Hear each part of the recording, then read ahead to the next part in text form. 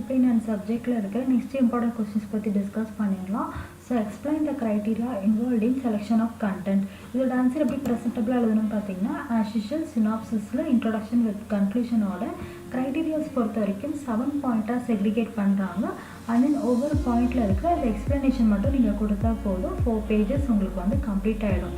So இதில் வந்து பார்த்தீங்கன்னா கண்டென்ட் அப்படின்னு எடுத்துக்கிட்டாலே ஆடியோ டெக்ஸ்டஸ் இது எல்லாமே வந்து இன்க்ளூடாக ஆகும். ஸோ ஒரு சப்ஜெக்ட் கண்டென்ட்டை வந்து செலக்ட் பண்ணுறதுக்கு என்னென்ன க்ரைட்டீரியாஸ்லாம் தேவைப்படுது, என்னென்ன வழிமுறைகள்லாம் தேவைப்படுது அப்படின்றது இப்போ நம்ம பார்த்துடலாம்.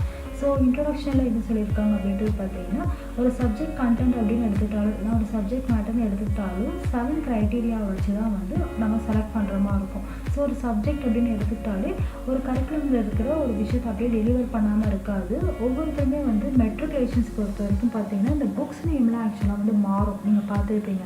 அது என்ன ரீசன் அப்படின்றது பார்த்தீங்கன்னா கரிக்குலம் சேம் தான், பட் உள்ள கண்டென்ட் வந்து நல்லா தரவாக கொடுத்துருக்காங்களா இல்லைனா வந்து சும்மா லைட்டாக வந்து கொடுத்துருக்காங்களா அப்படின்னு செக் பண்ணி தான் வந்து அந்த ஸ்கூல்ஸ்க்கு வந்து அந்த புக்ஸே வந்து ஆக்சுவலாக வந்து ரெஃபர் பண்ணுவாங்க. ஸோ அந்த பார்த்தீங்கன்னா அந்த சப்ஜெக்ட் கண்டென்ட்டில் இருக்க அந்த பர்டிகுலர் திங்ஸ் அந்த 7 க்ரைட்டீரியாவும் இருக்கா அப்படின்ட்டு செக் பண்ணி தான் வந்து ஒரு சப்ஜெக்ட் கண்டென்ட்டோ இல்லைனா வந்து ஒரு சப்ஜெக்ட் மேட்டரோ வந்து செலக்ட் பண்ணுறது. ஸோ என்னென்ன க்ரைட்டீரியாலாம் ஒரு புக் செலக்ட் பண்ணுறதுக்கு அதாவது ஒரு கண்டென்ட்டை செலக்ட் பண்ணுறதுக்கு தேவைப்படுது அப்படின்றது பார்த்தீங்கன்னா number 1 self-sufficient of learners, number 2 significance of domains of learning, number 3 validity of the subject matter, number 4 interest of the learners, number 5 utility of the subject matter, number 6 learn ability of the students, and number 7 feasibility of completions. So இந்த 7 க்ரைட்டீரியாவும் மையப்படுத்தி தான் ஒரு subject கண்டென்ட்டை select பண்ணுற மாதிரி இருக்கும். So இதோட explanations இப்போ நம்ம பார்த்துடலாம். Number 1 self-sufficient of learners. It represents to help learners attain maximum self-sufficient at the most economically manner is the main guiding principle of subject content or subject matter. It means இப்போ ஒரு person எடுத்துக்கிட்டிங்கன்னா learning பொறுத்த வரைக்கும் self sufficient, அதாவது அவங்களால எந்த அளவுக்கு வந்து முடியுமோ அவங்களுக்கு என்ன எபிலிட்டி இருக்கோ அதுக்கேற்ற மாதிரி தான் வந்து அந்த விஷயத்தை வந்து செலக்ட் பண்ணுவாங்க. ஸோ அந்த லேர்னர் பொறுத்த வரைக்கும் பார்த்தீங்கன்னா அது சப்ஜெக்ட் மேட்ரையோ இல்லைனா வந்து கண்டென்ட்டை செலக்ட் பண்ணுறதுக்கு முன்னாடி சில கைடிங் ப்ராசஸை வந்து ஃபாலோ பண்ணி தான் ஃபுல் அண்ட் ஃபுல் வந்து அவங்க அந்த கண்டென்ட்டை வந்து செலக்ட் பண்ணுற மாதிரி இருக்கும். ஸோ என்னென்ன ஆக்சுவலாக வந்து செலக்ட் பண்ணலாம் அப்படின்றது பார்த்தீங்கன்னா ஸ்டூடெண்ட்ஸ் பொறுத்த வரைக்கும் அவங்களோட எக்ஸ்பீரியன்ஸஸ் அப்சர்வேஷன்ஸ் அண்ட் தென் வந்து அவங்களால வந்து அந்த ஸ்டடியில் என்ன முடியுமோ அதை மையப்படுத்தி தான் வந்து ஒரு கண்டென்ட் இருக்கணும். அட் சேம் டைம் வந்து பார்த்திங்கன்னா இண்டிபெண்ட்டாக வந்து அவங்களால லேர்ன் பண்ண முடியுமா, ஒரு புக் கொடுத்த உடனே இந்த சப்ஜெக்ட் கண்டென்ட்டில் இருக்கிற எல்லா வேர்ட்ஸுமே வந்து அவங்களால கோ த்ரூ பண்ண முடியுமா, அவங்களுக்கு அந்த எபிலிட்டி இருக்கா அப்படின்றது எல்லாமே அனலைஸ் பண்ணி தான் நிச்சயமாக வந்து ஒரு சப்ஜெக்ட் மேட்டரை வந்து டெலிவர் பண்ணுற மாதிரி இருக்கும். ஸோ அந்த செல்ஃப் சஃபிஷியன்ட் ஆஃப் லேர்னர்ஸை பொறுத்து தான் வந்து ஒரு சப்ஜெக்ட் மேட்டரோ இல்லைனா வந்து கண்டென்ட்டோ வந்து நம்ம செலக்ட் பண்ணுற மாதிரி இருக்கும். அதுதான் வந்து guiding பிரின்சிபலுக்கான main point.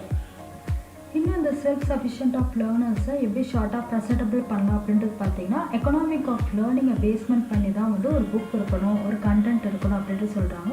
So economic of learning அப்படின்றது என்ன மீன் பண்ணுறாங்க அப்படின்றது பார்த்தீங்கன்னா ஒரு ரிசோர்ஸ் அப்படின்னு எடுத்துக்கிட்டாலே வந்து லோ அமௌண்ட் ஆஃப் ரிசோர்ஸஸ், அதாவது ஒரு புக்லேயே வந்து அந்த டாப்பிக்கு தேவையான கண்டென்ட் எல்லாமே வந்து இன்க்ளூடட் ஆகிடும். அது வந்து ஒரு சர்ச் பண்ணுறது மூலியமாகவோ இல்லைனா வந்து வேறு ஒரு ரிசோர்ஸஸ் மூலியமாகவோ வந்து கெயின் பண்ணி எக்ஸ்ட்ரா ரிசோர்ஸஸ் எல்லாமே அந்த பர்டிகுலர் ரிசோர்ஸஸ்க்குள்ளே, அதாவது ஒரு டெக்ஸ்ட் புக்காக இருந்தாலும் சரி இல்லைனா வந்து ஏதோ ஒரு நோட்ஸாக இருந்தாலும் சரி அந்த பர்டிகுலர் ரிசோர்ஸஸ்க்குள்ளே வந்து ஃபுல் அண்ட் ஃபுல் அவங்களோட சஃபிஷியண்ட்டான அந்த எபிலிட்டியை வந்து கெயின் பண்ணுற மாதிரி ஒரு லேர்னர்ஸ்க்கு ஹெல்ப் பண்ணுற மாதிரி அந்த கண்டென்ட் செலெக்ஷன் இருக்கணும் அப்படின்றது சொல்கிறாங்க. நெக்ஸ்ட் க்ரைட்டீரியா என்னன்றது பார்த்தீங்கன்னா significance of domains of learning. It represent learning பொறுத்த வரைக்கும் ஒரு சப்ஜெக்ட் கண்டென்ட் எடுக்கிறப்போ 3 விஷயத்துக்கு வந்து முக்கியத்துவம் கொடுத்து தான் வந்து இருக்கணும். இட் ரெப்ரசன்ட் டொமைன் அப்படின்னு எடுத்துக்கிட்டாலே psychomotor domain, affective domain and then cognitive domain. இந்த 3 டொமைனும் மையப்படுத்துகிறப்போ காக்னிட்டிவ் டொமைன் அப்படின்னு எடுத்துக்கிட்டோம்னா ஸ்டூடெண்ட்ஸோட நாலேஜ் கெப்பாசிட்டி அண்ட் தென் அவங்களால என்ன அண்டர்ஸ்டாண்ட் பண்ண முடியுமோ அதோட பேஸ்மெண்ட்டில் அந்த லேர்னிங் இருக்கணும். செகண்ட் திங் என்னன்றது பார்த்தீங்கன்னா அஃபெக்டிவ் டொமைன் எடுத்துக்கிட்டோம்னா ஸ்டூடெண்ட்ஸோட எமோஷன்ஸுக்கு அதே ஃபீலிங்ஸ்க்கு ரெஸ்பெக்ட் கொடுக்குற மாதிரி அந்த சப்ஜெக்ட் கண்டென்ட் இருக்கணும். தேர்ட் என்னன்றது பார்த்தீங்கன்னா சைக்கோமோட்டர் டொமைன். இட் ரெப்ரசன்ட் கண்டிப்பாக வந்து ஆக்டிவிட்டீஸ் பேஸ்டு வந்து நிச்சயமாக ஒவ்வொரு சப்ஜெக்ட் கண்டென்ட்டுமே வந்து இருக்கணும். ஸோ ஸோ இந்த மாதிரி 3 விஷயங்களுக்குமே 3 டொமைனுக்குமே வந்து மையப்படுத்தி தான் முக்கியத்துவம் கொடுத்து தான் அந்த லேர்னிங் இருக்கணும். ஸோ சப்ஜெக்ட் கண்டென்ட்டுமே வந்து இந்த டொமைன்ஸை மையப்படுத்தி தான் இருக்கணும். ஸோ ஃபர்ஸ்ட் பாயிண்ட்டில் என்ன சொல்லியிருக்காங்க அப்படின்றது பார்த்தீங்கன்னா, the subject matter should response to the need and interest of the learners. It represent ஸ்டூடெண்ட்ஸுக்கு என்ன தேவைப்படுதோ அதே ஸ்டூடெண்ட்ஸ்க்கு என்ன இன்ட்ரெஸ்ட் இருக்கோ அதுக்கேற்ற மாதிரி தான் அந்த சப்ஜெக்ட் மேட்டர் ஆர்எல்ஸ் அந்த சப்ஜெக்ட் கண்டென்ட் இருக்கணும் அப்படின்ட்டு சொல்கிறாங்க. அது மட்டும் இல்லாமல் ஒரு ஸ்டூடெண்ட் அப்படின்னு எடுத்துக்கிட்டாலே ஒரு கல்ச்சரல் பேக்ரவுண்ட் இல்லைனா ரேசஸ் இல்லைனா கலர் இது எல்லாத்தையுமே வந்து அஃபெக்ட் பண்ணாத அளவுக்கு அந்த சப்ஜெக்ட் கண்டென்ட் இருக்கணும். அதாவது எல்லா கல்ச்சருக்குமே வந்து நம்ம முக்கியத்துவம் கொடுக்குறோம், எல்லா கல்ச்சருமே வந்து நம்ம ரெஸ்பெக்ட் பண்ணுறோம் அப்படின்ற மாதிரி அந்த சப்ஜெக்ட் கண்டென்ட் இருக்கணும் அப்படின்ட்டு சொல்கிறாங்க. தேர்ட் டாபிக் என்னன்றது பார்த்திங்கன்னா validity of the subject matter. It means validity அப்படின்னு எடுத்துக்கிட்டாலே ஒரு சப்ஜெக்ட் மேட்டரை படிக்கிறப்போ அந்த அகாடமிக் இயர் மட்டும் படிச்சுட்டு நெக்ஸ்ட் அகாடமிக் இயர்லேயே மறக்கிற மாதிரி வந்து அந்த சப்ஜெக்ட் கண்டென்ட் இருக்கக்கூடாது. அது வந்து ஃபுல் அண்ட் ஃபுல் புரிஞ்சு படிச்சுக்கிட்டாலே வந்து இப்போ வந்து பார்த்திங்கன்னா நம்ம 12th ஸ்டாண்டர்டில் படித்தது இப்போ வரைக்கும் அந்த கண்டென்ட் ஃபுல் அண்ட் ஃபுல் ஞாபகம் வச்சுருக்கணும். பிகாஸ் வந்து அந்த கண்டென்ட் அந்த அளவுக்கு வந்து இன்டெப்த் அந்த ஸ்டூடெண்ட்ஸ்க்கு கொண்டு போய் சேர்த்துருக்கோம் அப்படின்ட்டு சொல்கிறாங்க. ஸோ அந்த வேலிடிட்டிக்கு முக்கியத்துவம் கண்டிப்பாக வந்து ஒவ்வொரு சப்ஜெக்ட் மேட்டர்லையுமே வந்து கொடுக்கணும் அப்படின்ட்டு சொல்கிறாங்க. தட் இஸ் ஃபர்ஸ்ட் பாயிண்ட்டில் என்ன சொல்லியிருக்காங்கன்னா, validity refers to the authenticity of the subject matter that we select and there is a need to select and check regularly the content of the curriculum. It means authenticity அப்படின்னு எடுத்துக்கிட்டாலே நண்பகத்தன்மை அப்படின்னு சொல்லுவாங்க. இப்போ ஒரு நார்மலாக ஒரு திங் நம்ம வாங்குறப்போ ஏதோ ஒரு பொருள் நம்ம வாங்குறப்போ அதில் வந்து எக்ஸ்பைரி டேட் பார்ப்போம். ஸோ ஒரு திங்க்கே வந்து நம்ம அந்த மாதிரி எக்ஸ்பைரி டேட் பார்க்குறப்போ ஒரு லைஃப் லாங்கு தேவைப்படுற அந்த எஜுகேஷனுக்கு கண்டிப்பாக வந்து ஒரு சப்ஜெக்ட் மேட்டர் அவசியம். ஸோ அந்த சப்ஜெக்ட் மேட்டருக்கு வந்து வேலிடிட்டி இருக்கா, இது வந்து எந்த அளவுக்கு யூஸ் ஆகும், லைஃப் லாங் யூஸ் ஆகுமா இல்லை வந்து 12th வரைக்குமே படிச்சுட்டு அதுக்கப்புறம் இது வந்து யூஸ்லெஸ் ஆகிடுமா அப்படின்றது வந்து ஃபுல் அண்ட் ஃபுல் பார்த்து தான் அந்த சப்ஜெக்ட் கண்டென்ட்டை செலக்ட் பண்ணணும்.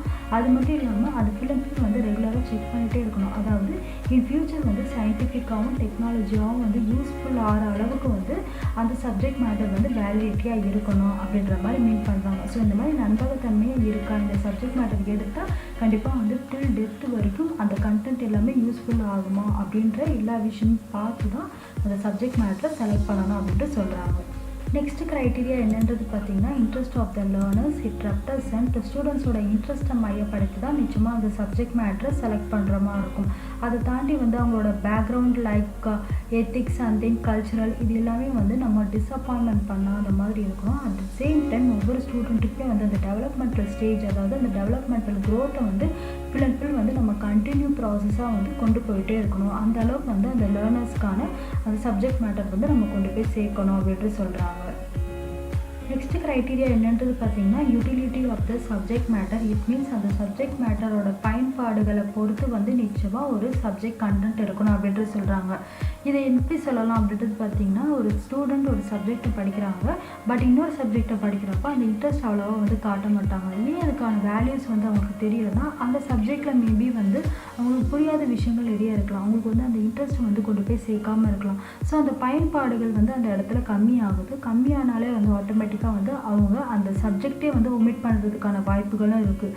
ஸோ பெட்டர் நம்ம என்ன பண்ணணும் அப்படின்றது பார்த்திங்கன்னா, எல்லா சப்ஜெக்ட்லேயுமே அந்த subject matter full and full இன்ட்ரெஸ்ட்டோடு சேர்த்து அவங்களுக்கு அது வேல்யூபலாக இருக்கா அப்படின்னு வந்து அவங்களுக்கு அது வந்து நீட்ஃபுல்லாக இருக்கா அப்படின்ட்டு செக் அவுட் பண்ணி தான் நிச்சயமாக வந்து கொடுக்கணும். இந்த மாதிரி பயன்பாடுகளை நம்ம கொண்டு போய் சேர்த்தா மட்டும்தான் ஸ்டூடெண்ட்ஸ் வந்து எல்லா சப்ஜெக்ட்டுமே வந்து காமனாக படிப்பாங்க அப்படின்ட்டு சொல்கிறாங்க.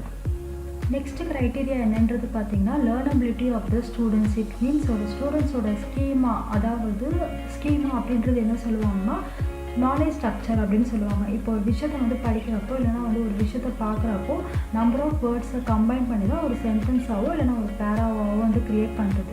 ஸோ இது எல்லாமே எது பண்ணணும்னு பார்த்தீங்கன்னா இந்த ஸ்கீமா ப்ராசஸ் தான் நடக்குது. ஸோ அந்த ஸ்கீமாவை மையப்படுத்தி தான் வந்து நிச்சயமாக ஒவ்வொரு ஸ்டூடெண்ட்ஸ்க்குமே வந்து அந்த சப்ஜெக்ட் கண்டென்ட் இருக்கணும் அப்படின்ட்டு சொல்கிறாங்க.